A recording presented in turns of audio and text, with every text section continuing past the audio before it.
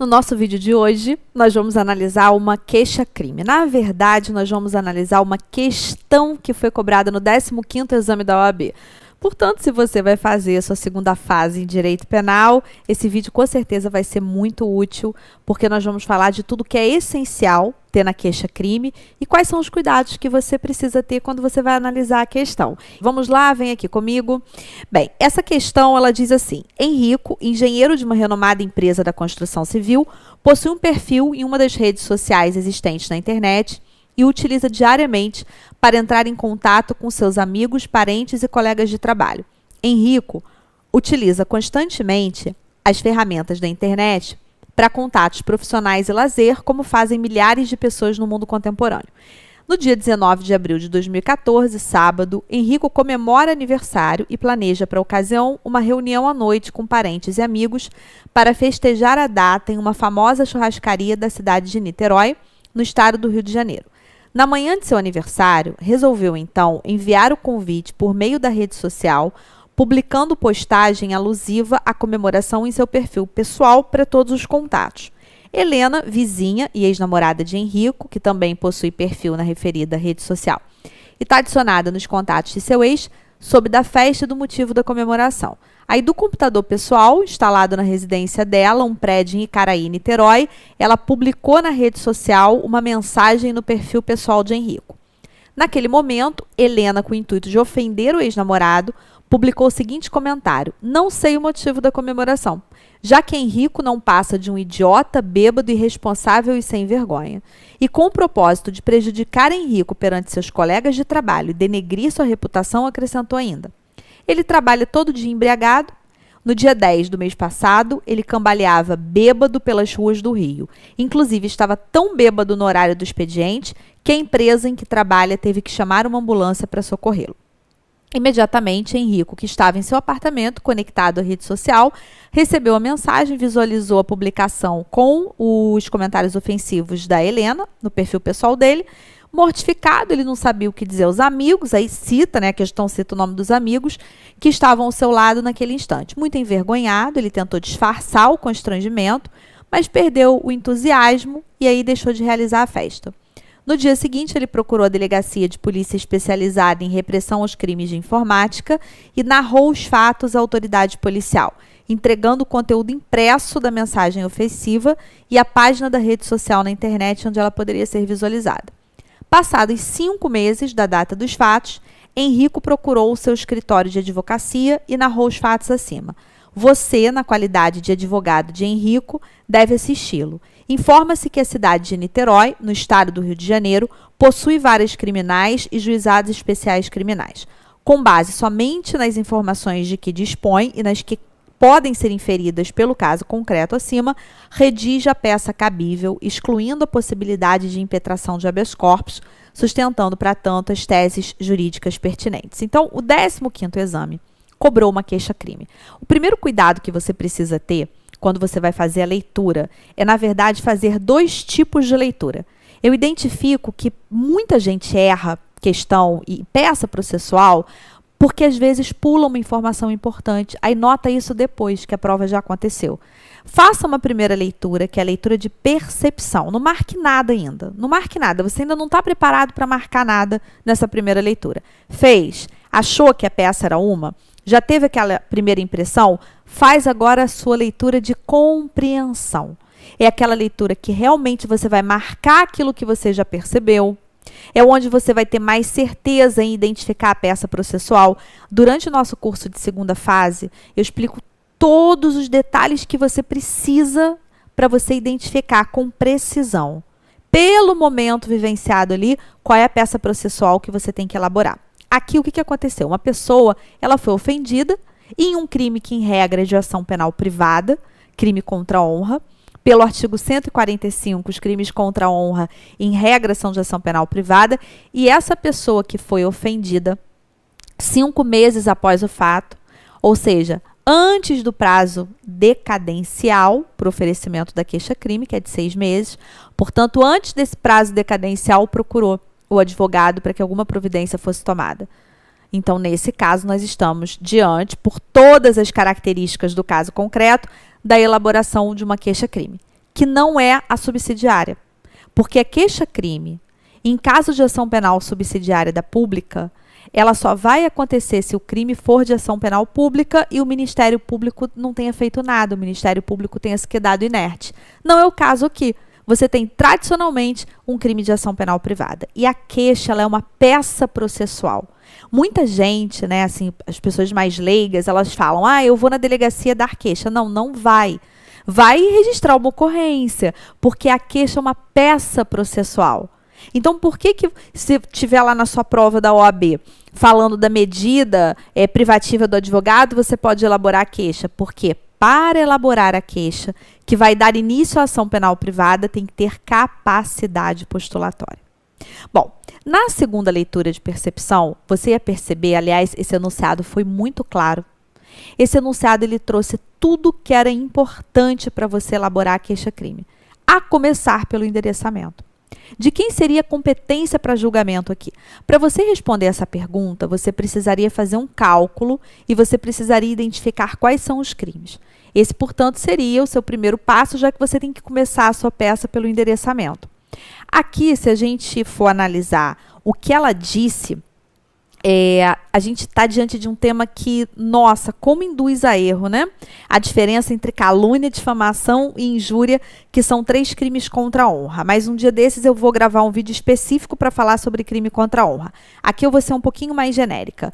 Veja bem, a Helena, ela falou, não sei o motivo da comemoração, já que Henrico não passa de um idiota bêbado, irresponsável e sem vergonha. Quando ela fez isso aqui, quando ela xingou, ela atribuiu uma adjetivação negativa ao Henrico. E eu sempre digo isso nas aulas, quando eu estou falando de crimes contra a honra, para você não traduzir o xingamento. Aqui até foi fácil, né? Mas há situações que induzem a erro. Por exemplo, se ela tivesse chamado de ladrão, seria a mesma coisa? Seria. Porque é xingamento, eu digo para não traduzir o xingamento, xingamento é injúria. Xingamento nunca vai ser nem calúnia nem difamação. Sabe por quê? Porque para ser calúnia, 138, ou difamação 139, se você pegar o seu vade-mecum e olhar para esses artigos aqui, você vai perceber que tem imputação de fato. Fato é acontecimento. Ela precisaria dizer que o Henrico fez alguma coisa. E olha o que ela disse também. Ele trabalha todo dia embriagado. No dia 10 do mês passado, ele cambaleava bêbado pelas ruas do Rio. Agora sim. Agora ela fez o quê? Agora ela imputou ao Henrico um fato, que embora não seja crime, por isso que não é calúnia, é ofensivo à reputação do Henrico. Portanto, o que a Helena praticou aqui? A Helena praticou injúria, que é crime previsto no artigo 140, e praticou difamação, crime previsto no artigo 139. Você tem que fazer essa identificação dos crimes, não somente para falar sobre eles na queixa-crime, porque você vai ter que dizer qual foi o crime, qual artigo, se tem causa de aumento de pena ou não tem, se foi na presença de várias pessoas, aqui foi, porque foi inclusive pela rede social.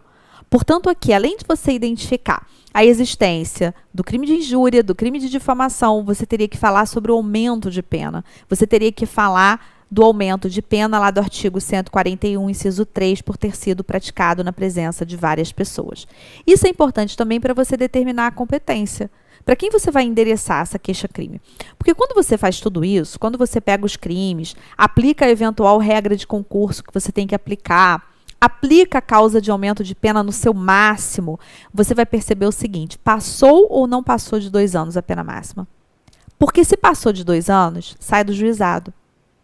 Se não passou de 2 anos, continua no juizado. Mas por ser crime contra a honra, a gente também tem que tomar uns cuidados, mesmo que saia do juizado. Pelo seguinte, o crime contra a honra, ele tem um procedimento especial no CPP. Nesse procedimento especial, a gente tem uma audiência específica, chamada audiência de conciliação. Se essa queixa-crime ela é endereçada ao juizado especial, a gente não precisa dessa audiência de conciliação, porque a própria audiência preliminar, lá do procedimento do juizado, já cumpre esse papel. Se você está fazendo uma queixa-crime para juizado, você vai pedir a designação de audiência preliminar. Mas e se sair do juizado? E se foi, por exemplo, uma calúnia com causa de aumento de pena, fica acima de 2 anos e sai do juizado. Como é que você vai fazer? Afinal de contas, esse procedimento especial do CPP para crime contra a honra aplica ou não aplica? Aplica de maneira subsidiária. Aplica se sair do juizado. Aplica se você não endereçar a sua queixa-crime para juizado especial. Se for para juizado especial, você vai pedir a designação da audiência preliminar, em qualquer que seja a infração penal de menor potencial ofensivo. Agora, se for especificamente crime contra a honra, que tem procedimento especial, e saiu do juizado, você vai pedir na sua queixa-crime que seja designada audiência de conciliação. Ficou claro para você? Se não ficou, como isso é importante, se precisar, volta um pouquinho. Você está assistindo esse vídeo, volta um pouco, escuta de novo, para você não fazer confusão. Tranquilo? Volta comigo para cá. Outra coisa importante que a questão disse para você, ela não só disse que foi em rede social, que foi na presença de várias pessoas, mas ela falou o nome das testemunhas. Ela disse especificamente quem viu, quem leu. Ele ficou constrangido na frente de quem? Do Carlos, do Miguel, do Ramirez, estavam ao lado dele.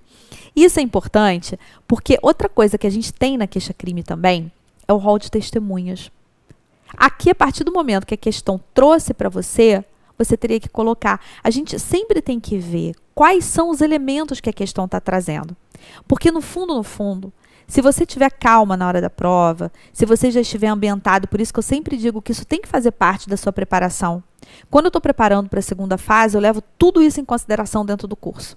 Até o aspecto emocional, como é que você vai fazer para lembrar, para ficar calmo, enfim, tudo isso tem que fazer parte. Conhecer a banca, fazer os simulados, estudar os espelhos de correção, porque tudo isso ajuda você a se preparar de uma maneira completa e a ter mais tranquilidade na hora da prova e a lembrar o que você precisa colocar, tá? Porque geralmente as informações estão ali. A resposta que você precisa está ali. Você só tem que saber identificar direitinho para você poder colocar na sua peça. Portanto, se a gente olhar aqui para o padrão de resposta que na época a banca divulgou, você teria que redigir uma queixa-crime, toda peça processual que você vai fazer, você sempre identifica a fundamentação. Então, se eu vou te ensinar uma queixa-crime, eu vou dizer para você quais os artigos que vão fundamentar. Porque você vai ter que escrever isso na hora da prova. Oferecer queixa-crime com fundamento no artigo tal, ou com base no artigo tal, oferecer queixa-crime. Em todas as peças tem que ser assim. Então, isso tem que fazer parte da sua preparação. Você já tem que treinar e estudar com base nos artigos que fundamentam. E você pode ter lá um esqueminha de marcação de cores no seu vade-mecum, desde que não ofenda o edital. Se você é nosso aluno de segunda fase, a gente tem o tutorial de marcação do vade-mecum, você já viu lá na sua área do aluno. A gente tem também aulas que vão fazer com que você saiba exatamente o que fazer na identificação das peças, nas questões, para que você não tenha nenhum equívoco aqui, tá? Crimes contra a honra são de menor potencial ofensivo, mesmo com aumento de pena, e a existência do concurso formal. Por que concurso formal? Artigo 70 do Código Penal. Porque foi tudo mediante uma única conduta. Então, houve concurso formal. Mas, ainda assim, a pena não ultrapassou o patamar máximo de 2 anos. O fato de ter sido na internet não significa nenhuma competência da Justiça Federal. Isso também ficou claro aqui no padrão de resposta. Aí indica qual é a modalidade de ação penal. O artigo 145 vai identificar que a ação penal ela é privada. Tem que identificar, tá fazendo a queixa-crime, você precisa identificar que tem poderes especiais. Porque algumas coisinhas no processo penal, elas vão exigir que haja procuração especial, procuração com poderes especiais. Então, você tem que dizer, conforme procuração em anexo, com poderes especiais, de acordo com o artigo 44. Cris, eu preciso fazer a procuração na hora da prova? Não. Mas você precisa ali no cabeçalho da sua peça identificar que tem procuração com poderes especiais, ok? Tinha que trazer os requisitos, o padrão de resposta também identificou para você quais são os requisitos de uma queixa-crime, exposição do fato criminoso, que na prova precisa ser breve. O examinador não está interessado em ler aquilo que ele já te falou. Portanto, aí é só uma questão mesmo de organização, mas você vai fazer de maneira breve. Com todas as suas circunstâncias, ou seja, onde foi, como foi quem viu. qualificação do acusado, esclarecimentos pelos quais se possa identificá-lo, classificação do crime, qual foi o crime, qual artigo, se tem causa de aumento, se não tem causa de aumento, enfim, tudo direitinho. E, quando necessário, o rol de testemunhas, que aqui você teria que colocar. Portanto, se você vai fazer uma queixa-crime, na prova você vai colocar o rol de testemunhas, tá? Cris, não me trouxe o nome das testemunhas. Aí você vai botar nome e qualificação. A queixa-crime vai ser em face da Helena. A Helena é querelada. Quem é querelante na queixa-crime? Querelante é o ofendido. Então, o ofendido é o Henrico. O Henrico é querelante. Ela é querelada. E em relação à estrutura, você faria o breve relato dos fatos com a exposição do que aconteceu. Né? Houve o crime de injúria, de difamação. Na estrutura, você teria que colocar o endereçamento, que seria ao juizado especial, e aqui ele te identificou, ele te disse qual era a comarca de Niterói, disse que lá tem juizado especial, local, data, assinatura, dentre outros, ou seja, a estrutura que tem que ter a sua queixa-crime. Então, você precisa prestar atenção no endereçamento, na fundamentação da sua peça. Quais são os artigos que fundamentam? Você vai oferecer queixa-crime com base em que artigos? Em face de quem a queixa-crime vai ser oferecida? E aí você separa na sua peça a parte dos fatos, onde você vai fazer a breve narrativa, e a parte do direito, onde você vai falar sobre a classificação do crime, sobre eventual existência de causa de aumento de pena, de concurso de crimes, aqui tinha concurso de crimes, e por fim você vai para o finalzinho da sua peça. Você vai fazer o seu pedido, você vai arrolar testemunhas, você vai fazer o fechamento da peça. Durante a nossa preparação, a cada peça que eu vou fazendo, nós temos aulas específicas de peças, que são aulas inéditas de cada peça processual, e aí eu vou fazendo cada peça, vou mostrando a estrutura, como é a separação, como é que você tem que fazer na hora da prova, isso além do nosso estudo dirigido também, ou seja, no fundo você não faz só os simulados que já fazem parte do curso, você faz vários outros durante o seu estudo. Outra coisa muito importante sobre a queixa-crime, que eu quero deixar aqui com você, é o que deve ser pedido na queixa-crime. O que você não pode esquecer de pedir. E aí vamos lá, vem aqui comigo. Como aqui nós estamos diante de procedimento do juizado especial, você vai pedir a designação de audiência preliminar e a banca também aceitou de conciliação. Se fosse crime contra a honra que saísse do juizado, em virtude da pena, aí você iria pedir a designação da audiência de conciliação, em virtude do artigo 520 do CPP. Cris, e se não for nenhuma situação, nem outra, aí você não vai pedir designação de audiência. Porque aí o que vai acontecer? A queixa ela vai ser oferecida, ela vai ser recebida, a pessoa vai ser citada, né, o autor do fato, para oferecer a sua resposta à acusação, e depois disso, ou o juiz ele vai absolver sumariamente ou ele vai confirmar o recebimento da queixa. Oitiva das testemunhas arroladas. Procedência do pedido, gente, não esqueça de pedir a condenação. A falta do pedido de condenação, ela vai fazer com que você perca ponto na questão, então é fundamental que você faça o pedido de condenação, indique. Cris, mas eu já indiquei os artigos lá quando eu estava falando, não importa. Conhecer o espelho de correção é muito importante. E aqui, com certeza, os artigos estariam na elaboração da peça e estariam também na parte do pedido. Então, seriam pontuados 2 vezes, não adiantaria você recorrer dizendo, falei em outro lugar. Você teria realmente que falar aqui. Indicar que é na forma do artigo 70, ou seja, é em concurso formal, e pedir a fixação de valor mínimo de indenização nos termos do artigo 387, inciso 4. E claro, aqui, a banca não pediu para datar do último dia de prazo.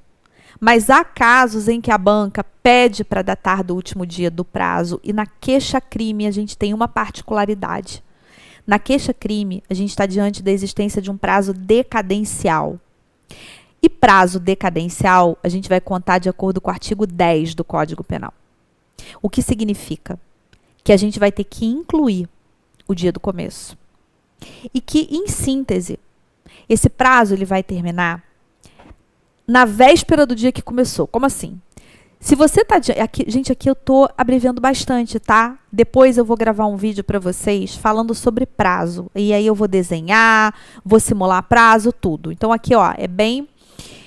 Se você tem um prazo que está começando, por exemplo, no dia 10 de janeiro, porque foi ali que se tomou conhecimento de quem era o autor do fato, e você vai contar os 6 meses, primeiro você vai contar em meses, tá? Então vamos lá, janeiro. Quando é que completa um mês? Em fevereiro. Fevereiro, março, abril, maio, junho, julho. Cris, eu não conto janeiro? Não. 10 de janeiro completa um mês, 10 de fevereiro. Então, 10 de fevereiro é que você vai contar o primeiro mês. Fevereiro, março, abril, maio, junho, julho. Até que dia? Qual é o último dia?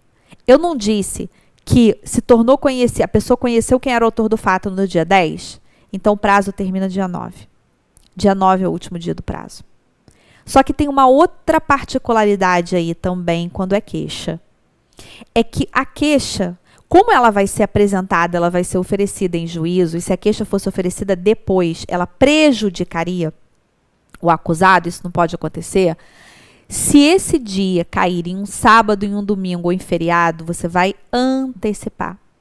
Aí você pode pensar, gente, a Cris está doida, está errando isso, porque prazo processual não é assim que funciona. Vamos lá, primeiro, eu não vou contar pelo 798 do CPP. Se eu estiver diante de um prazo para resposta à acusação, para alegações finais por memoriais, para recurso, eu vou contar pelo 798 do CPP. Aqui não.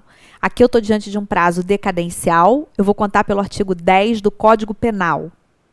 E como é uma peça que vai iniciar uma ação contra o réu, eu não posso prejudicá-lo e passar para o próximo dia. E nem posso terminar naquele, porque ela tem que ser oferecida em juízo. Portanto, no fundo, o último dia que o advogado tem, se por um acaso o último dia do prazo cair em um sábado, em um domingo ou em feriado, o último dia que o advogado tem é o dia útil e imediatamente antecedente. Se você me acompanha aqui, eu não sei se você está no Instagram, se você está no YouTube, mas se você me acompanha aqui, você vai, ativa as notificações, tá? Se você ainda não está me seguindo no Instagram, me segue no Instagram, @professora_Cristiane_Dupré, porque em breve eu vou estar disponibilizando o vídeo em que eu falo sobre os prazos, prazo processual, prazo de direito material, prazo próprio, prazo impróprio, como é que a gente vai contar, e isso vai te ajudar muito, seja em relação a prazo de peça processual, seja em relação a outros prazos também que você tem que considerar para sua prova, tá? Se você gostou do vídeo, curte esse vídeo, curta logo esse vídeo, compartilhe, mande para um amigo.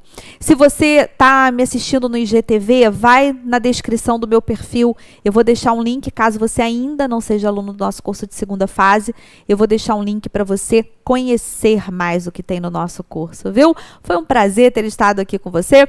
Beijo no coração, até o nosso próximo vídeo.